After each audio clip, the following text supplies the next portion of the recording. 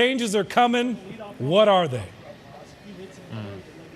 Yeah, great question, Lena. What can be done? What can be changed? All the money involved, contracts. For me, when I just look at the construction of this roster and what we saw tonight, this team needs a bench. They had 2 players off the bench contribute a total of 10 points, and the rotation just wasn't there. The connectivity among this team didn't seem like it was there. They shipped off a bunch of those assets to bring in Royce O'Neal and David Roddy at the trade deadline, but it didn't seem like that really helped down the stretch. So having some extra bodies, some reliable scorers in that second unit is something that I think could be a tangible and attainable thing for this team to change moving forward. And when you look at the big 3, it's a little concerning because we know Bradley Beal cost a lot of money for that contract and a no trade clause. So you can't just get rid of Bradley Beal and ship him away for other assets. I think we're going to be on Vogel watch now in this offseason. I personally think he should not be the head coach of this franchise moving forward. Really no connectivity, no true chemistry. You could tell there was just a disconnect between this team, between the coach and players. We even saw Bradley Beal in this game